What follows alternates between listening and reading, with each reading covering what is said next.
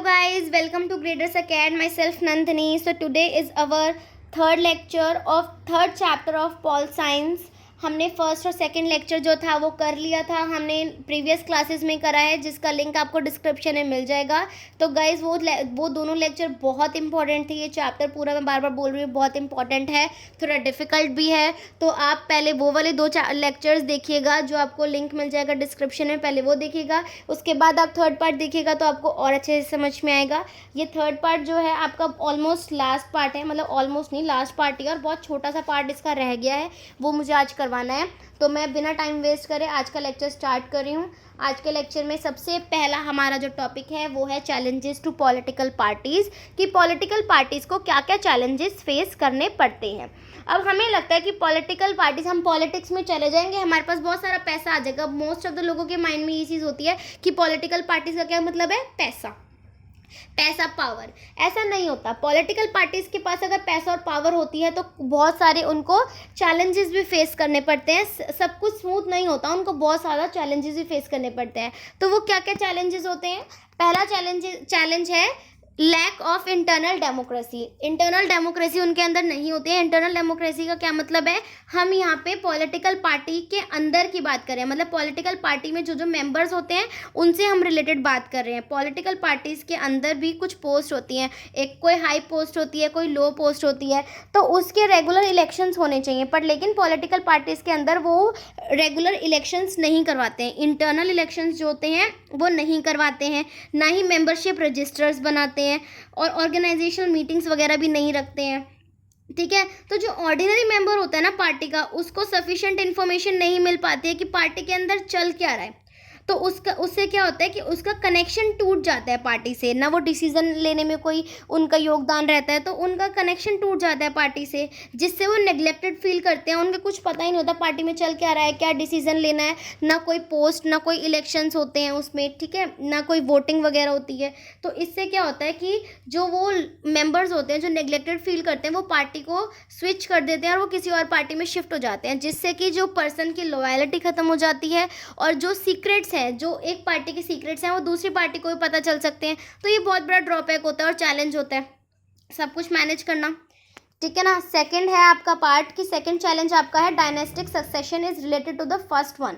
अब अभी देखिए जो सेकंड चैलेंज है आपका वो डायनेस्टिक सक्सेशन है. डायनेस्टिक सक्सेशन का मतलब होता है कि फैमिली से रिलेटेड. अब जो हाई पोस्ट वगैरह होती है ना, लीडर्स क्या करते हैं, जिनके पास ज़्यादा पावर होती है, वो क्या करता है, वो अपने फैमिली मेम्बर्स या अपने फ्रेंड्स, फैमिली मेम्बर्स, रिलेटिव को फेवर करते हैं. जो अच्छी पोस्ट है उनके लिए वो उनको फेवर करते हैं. अनफेयर डिसीजन लेके वो उनको फेवर करते हैं, जो उनके फैमिली मेम्बर्स होते हैं, रिलेटिव्स होते हैं, उस पोस्ट के लिए, टॉप पोजीशंस के लिए. ठीक है. और जो बाकी के मेंबर्स होते हैं उनके साथ कितना अनफेयर होता है कि वो उनको प्रेफर नहीं करते, क्योंकि वो भी डायलेमा की सिचुएशन में होते हैं.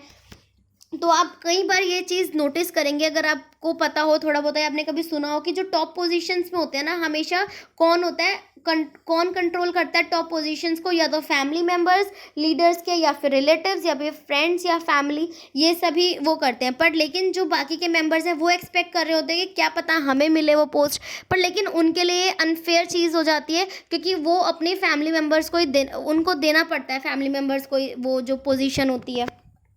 ठीक है. तो ये भी बहुत बड़ा चैलेंज है एक. इससे बहुत प्रेशर क्रिएट होता है सबके ऊपर, और उसके बाद फिर से वही चीज़ हो जाती है कि जो मेंबर जो निगलेक्ट हो रहे हैं, जिनको पोस्ट चाहिए थी, जिनको पोस्ट नहीं मिली, वो छोड़ देते हैं वो वाली जो टीम है, जो पार्टी है. थर्ड आपका चैलेंज है money and muscle power in parties, कि जो पार्टीज़ के अंदर मनी और मसल पावर बहुत ज़रूरी है उनके अकॉर्डिंग, क्योंकि पार्टी सिर्फ किस पे फोकस करती हैं, विनिंग इलेक्शन, कि उनको सिर्फ इलेक्शन जीतने से मतलब है, वो जैसे मर्जी, बाय हुक और बाय क्रुक, उनको सिर्फ इलेक्शन जीतना है. तो वो क्या करती हैं, चाहे शॉर्टकट अपनाना पड़े चाहे लॉन्ग कट अपनाना पड़े, वो इलेक्शंस को जीतना ही होता है. तो इसलिए क्या करते हैं, वो कैंडिडेट वही वाले नॉमिनेट करते हैं जो रिच होते हैं, जिनके पास काफ़ी पैसा होता है, पैसे लगा सकते हैं जो कि, ठीक है ना. तो वो उसी कैंडिडेट को नॉमिनेट करते हैं. तो फिर पुअर पीपल का क्या, जो पुअर मेंबर है उनका क्या, उनके साथ तो अनफेयर हो रहा है ना. रिच पीपल हो गए या फिर कंपनीज हो गई जो फंड देते हैं ना पार्टीज़ को, उनको ही वो करते हैं, नॉमिनेट करते हैं कैंडिडेट्स की तरह. तो इससे क्या होता है, अनफेयर ट्रीटमेंट होता है किसके साथ, जो कि दूसरे मेंबर्स हैं, जो रिच नहीं हैं, जो पुअर हैं, उनके साथ होता है. तो इससे सारा मतलब सारा गेम मनी और मसल पावर पे ही आ जाता है। ठीक है, फोर्थ आपका चैलेंज है कि parties do not seem to offer a meaningful choice through the voters. कहने का मतलब पार्टीज सारी सेम चीज़ें ही करती हैं, सेम डिसीजंस लेती हैं, सेम प्रोमिसेस करती हैं और वो सब कुछ सेम ही करती हैं। तो जो वोटर्स होते हैं ना, उनके पास ज़्यादा कोई चॉइसेस नहीं बचती, उनको सब कुछ सेम ही लगता है। तो उनके पास ज़्यादा कुछ ऐसी कोई चॉइस नहीं होती, मतलब कि उनके पास ऐसा मौका नहीं आता कि उनको लगे कि हाँ यार हमें अब ये वाला लीडर को चुनना चाहिए क्योंकि ये लीडर बहुत अच्छा काम कर रहा है, ऐसा उनके पास मौका नहीं आता। तो ये 4 चैलेंजेस थे जो कि हमें पॉलिटिकल पार्टीज को फेस करने पड़ते हैं। ठीक है, अब आपका जो नेक्स्ट और लास्ट टॉपिक है वो है how can parties B reform, कि पार्टीज जो है वो रिफॉर्म कैसे हो सकती है, चेंज और इम्प्रूव। रिफॉर्म का मतलब होता है चेंज कैसे हो सकती है या फिर इम्प्रूव कैसे हो सकती है पार्टीज। तो हमारे कॉन्स्टिट्यूशन ने कुछ रूल्स और लॉज निकाले हैं जिससे कि हमारी पार्टीज चेंज हो सकती हैं। तो हमारा सबसे पहले कॉन्स्टिट्यूशन अमेंड किया गया, पहला पॉइंट है कि कॉन्स्टिट्यूशन अमेंड किया गया है और उसमें साफ साफ मेंशन किया गया है कि जो एमएलएज और एमपीज होते हैं वो पार्टी चेंज नहीं कर सकते। जो पार्टी चेंज करते रहते हैं वो पार्टी चेंज नहीं कर सकते, क्योंकि इससे बहुत ज़्यादा डिफेक्शन होता है। डिफेक्शन का मतलब क्या होता है कि पार्टी को चेंज करना, इससे डिफेक्शन बहुत ज़्यादा होता है। और जिसने ये काम किया, मतलब जिस एमपी एमएलए ने की पार्टी चेंज, उसको लेजिस्लेचर के अंदर कभी सीट नहीं मिलेगी। ठीक है, इससे क्या होता है, डिफेक्शन डाउन हो गया काफ़ी हद तक इस वाले लॉ से।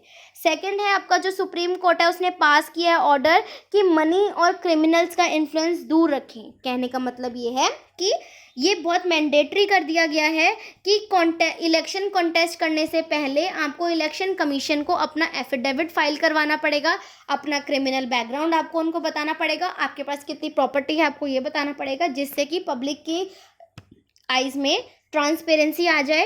कहने का मतलब कि पब्लिक को वो सब कुछ ट्रांसपेरेंट लगे कि हाँ ये लीडर कैसा है, उनको सब कुछ पहले से पता हो।